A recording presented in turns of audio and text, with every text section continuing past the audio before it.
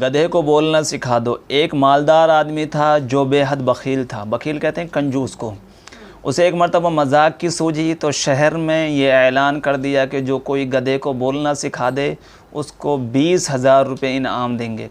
کون دے گا؟ وہ بخیل آدمی دے گا۔ ہاں، اس نے کہا کہ جو گدھے کو بولنا سکھا دے گا، اب دیکھنا اس کا اللہ کی بات، اللہ سے کوئی اس کا باپ نکلے گا آگے چل کر، اس کو سکھا دے گا، 20,000 روپے انعام دیں گے۔ اس اعلان کو سن کر لوگوں میں چرچا ہونے لگا کہ گدھا کیسے بولے گا، اس کو بولنا کون سکھا سکتا ہے۔ یہ اعلان دور دور تک پہنچ گیا، کسی کی ہمت نہیں ہو رہی تھی کہ اس اعلان کو قبول کرے۔ سب جانتے ہیں بھئی گدھا کیسے بول سکتا ہے، لیکن کوئی نکلے گا انشاءاللہ۔ اتفاق سے ایک آدمی تیار ہوا، اس کے دماغ میں ایک بات آ گئی اور سیٹھ سے جا کر کہا آپ کے اعلان کو سن کر میں آیا ہوں اور چند شرطوں کے ساتھ گدھے کو بولنا سکھا دوں گا۔ سیٹھ نے کہا وہ شرطیں کیا ہیں؟ آدمی نے کہا نمبر 1، پہلی شرط یہ ہے کہ آدمی رقم یعنی 10,000 روپے آپ ہم کو پہلے دیں۔ ہاں، یعنی کہ پہلی شرط میری یہ ہے کہ پہلے جو 10,000 روپے دیں گے وہ پہلے دیں، ایڈوانس۔ نمبر 2، دوسری شرط یہ ہے کہ 10 سال کی مہلت دیں، کیونکہ گدھا 2-4 سال میں بولنا نہیں سیکھ سکتا، یعنی کہ 10 سال کی مہلت چاہیے، 10 سال لگ جائیں گے سکھاتے سکھاتے۔ تو دوبارہ سن لے، تیرا کون سا کیا جا رہا ہے۔ نمبر 3، اور تیسری شرط یہ ہے کہ آپ اپنی پسند کا گدھا خرید کر ہم کو دیں۔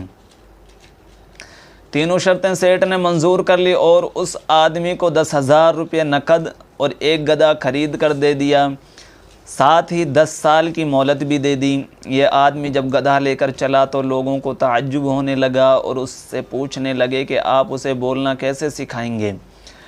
اس نے جواب دیا کہ آپ صاحبان سمجھتے نہیں، یہ سیٹھ بڑا بخیل ہے، کسی کو ایک دھیلا بھی اللہ کے راستہ میں کبھی نہیں دیتا، تو اللہ تعالیٰ ایسے الٹے راستے سے اس کا پیسہ نکلواتا ہے۔ آپ خوب سمجھ لیں، جو بخیل ہوتا ہے نا اس کا پیسہ نکلے گا تو ضرور ہے، لیکن چاہے کیسے ہی نکلے۔ ایک عورت ہیں، وہ جب کبھی بھی 10 روپے، ویسے اللہ کا شکر ہے کہ ان کی پوری بلڈنگ اپنے اس یہاں پہ ہے دہلی میں، اور 10 روپے دیں گے تو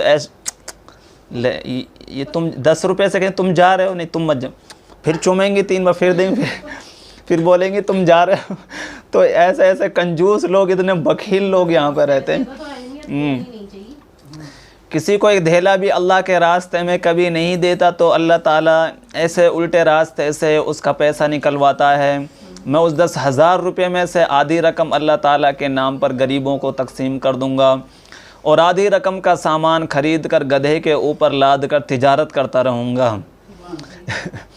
یعنی کہ 10,000 مجھے اس نے دیے، اس میں سے آدھی تو میں غریبوں پر خرچ کر دوں گا، ان کو دے دوں گا، اور آدھی کا سامان لے کر اس گدھے پہ ہی تجارت کروں گا۔ اب رہی بات گدھے کے بولنے کی، تو میں نے 10 سال کی مہلت سیٹھ سے مانگی ہے، اس عرصے میں سیٹھ مر جائے گا یا پھر میں مر جاؤں گا، نہیں تو گدھا مر جائے گا۔ اتفاق سے ہم تینوں میں سے اگر کوئی نہیں مرا، یعنی کہ ایسا ہو گیا کہ کوئی بھی نہیں مرا، اصل تو ایسا ہوگا نہیں، اگر کوئی نہیں مرا تو 10 سال کی مدت پوری ہونے پر میں گدھے کو خود ہی مار ڈالوں گا، اور سیٹھ سے جا کر کہہ دوں گا حضور گدھا بالکل بولنے والا تھا، ہاں، یعنی بالکل بولنے کے قریب تھا، اس کو میں نے پورا تیار کر دیا تھا، مگر اتفاق سے اس کی موت آ گئی، وہ مر گیا، یہ بہانہ بناؤں گا کہیں گدھا بولتا ہے۔ البتہ بخیل کی جیب سے پیسہ نکالنے کی یہ ترکیب اللہ تعالیٰ نے میرے دماغ میں ڈالی ہے۔